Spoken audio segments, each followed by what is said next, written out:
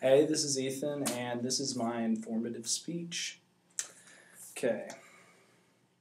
The BP oil spill. What comes to mind when you hear this? If you listen to media, epic disaster pretty much summarizes the topic. When the spill happened, it was plastered all over the news and newspaper. But what exactly happened besides the media's biased opinion? Through extensive research, I've begun to answer the question. So today we are going to answer what caused the spill and the negative and positive effects of the spill. First off, we will talk about what caused the spill.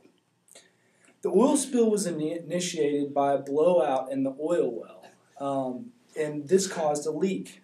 Weber and Kunzman in March 2011 issue of HuffPost Green states, a federal probe has found that a trapped piece of drill pipe prevented a key fail-safe device from properly sealing off the blow-off well that caused the spill.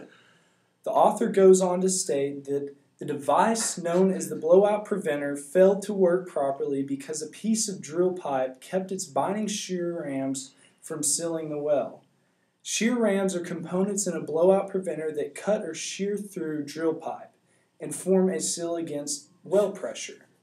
So basically, the oil well began to leak and the safety device that would usually fix the leak did not work properly. And this caused the oil rig to gush oil into the Gulf of Mexico. After this happened, the rig blew up and began to burn. On February 2011, Elkind, Whitford, and Burke, An Accident Waiting to Happen, published in Fortune magazine, states, the giant rig burned for 2 days, listing more and more until finally it tipped and sank, snapping the mile-long pipeline.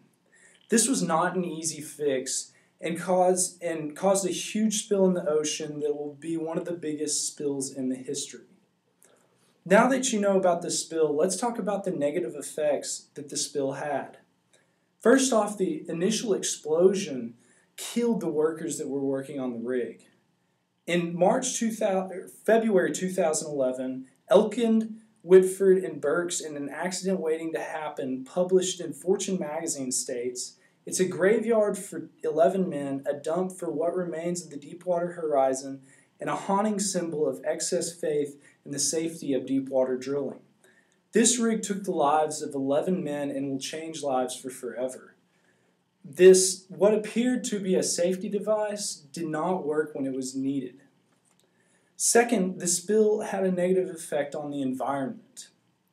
In November 2010, Oil Spill Intelligence Report and Gulf Spill Effects, the Bad and the Good states, the well spilled approximately 205.8 million gallons of crude oil into the Gulf of Mexico between the 20 April 2010 explosion that sank Transocean's Deepwater Horizon rig and the 15 July 2010 placement of the seal cap.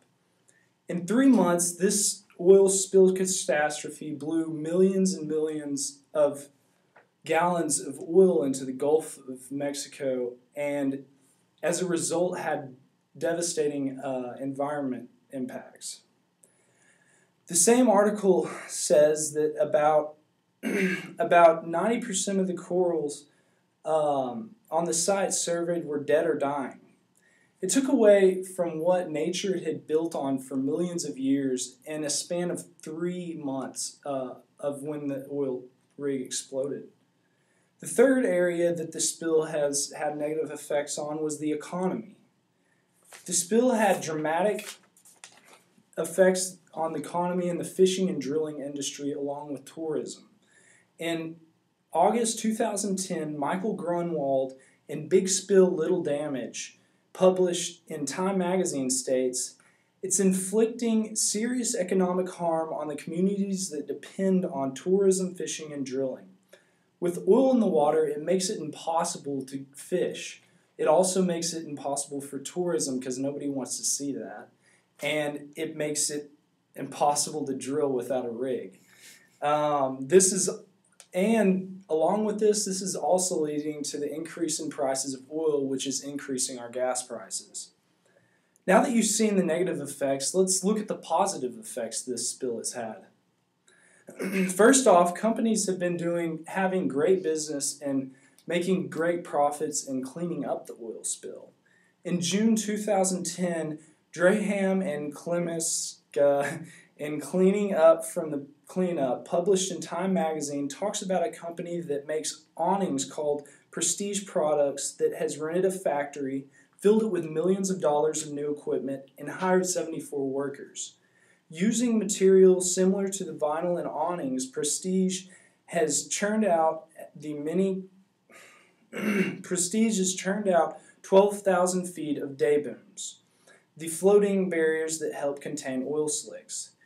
This company is just one of the many companies using this oil spill as a factor of profit. The author goes on to say that the TNT boat rentals, which before the spill rented to tourists and fishermen, has rented out all 10 of its boats to oil companies and raised the daily rate to $450 from the original rate of $325. These companies have struggled because of this oil spill in different areas, and have learned to use creative and innovative ideas to make a profit with this. Another benefit of this spill is that the fish population is actually increased. In November 2010, Oil Spill Intelligence Report and Gulf Spill Effects, the Good and the Bad, states, this year's trawl survey found a roughly threefold increase in what was captured after the spill compared to before in terms of both weight of the catch and the number of fish caught. This was startling to scientists because they had thought the depletion of oxygen in the water would kill off more fish, but in fact, the fish population grew. They say this is some due to the fact that fishermen were not in the water to catch these fish, but they're researching to find out other reasons for this. In conclusion, what does BP oil spill mean to you now? Now that you know why the oil rig spilled and the positive and negative effects of the oil spill, you can make your own opinion. So the next time you hear about BP oil spill on TV or the newspaper, you'll know what is the truth and what is just biased media opinion.